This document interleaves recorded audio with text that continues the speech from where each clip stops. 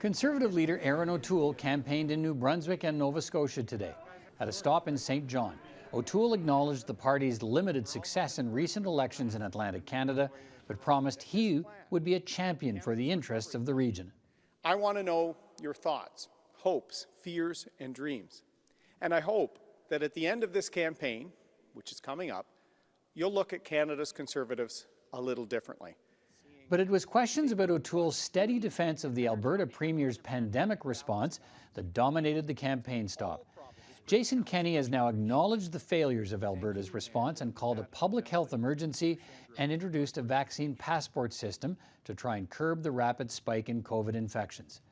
O'Toole repeatedly refused today to say whether he stands by his support for Alberta's pandemic response. Instead, he pointed the finger at Justin Trudeau.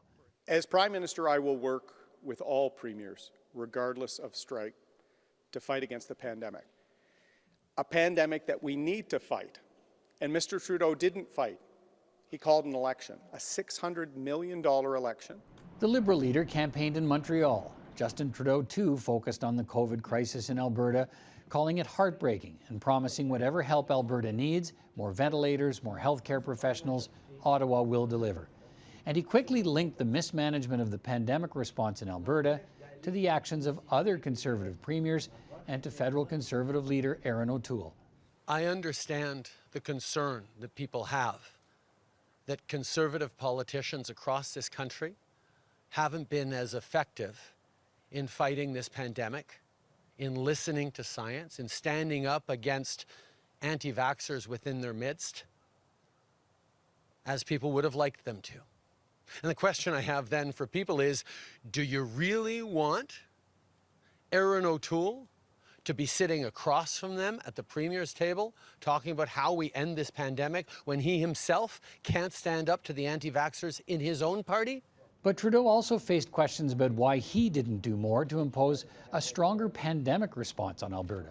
It's not my job to judge or to criticize, or to certainly not to tell people what to do at the provinces. They are duly elected. Our job is to encourage, to support financially. We sent billions of dollars to the provinces over the past year. NDP leader Jagmeet Singh campaigned in Ontario today.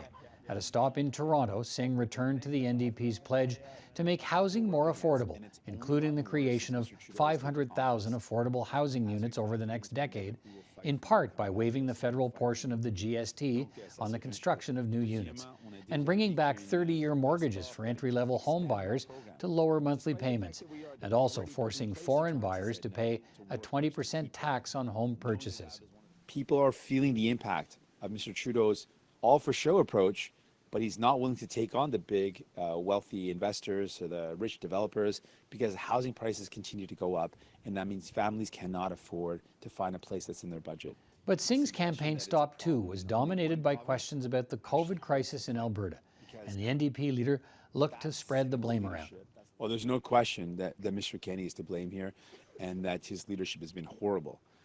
But it doesn't also dismiss the fact that Mr. Trudeau called an election while the fourth wave was hitting hard, while everyone knew that it was going to hit, and while he said no 22 times to bringing in an expansion of paid sick leave.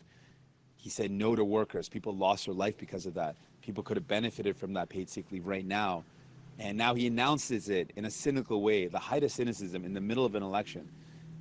That's a failure of leadership. The Bloc Québécois leader campaigned today on a pledge to press the next federal government to seek exemptions in the U.S. Buy America Act for climate-friendly products made in Quebec, such as electrified school buses. And that's the kind of day it's been, day 33 of the campaign.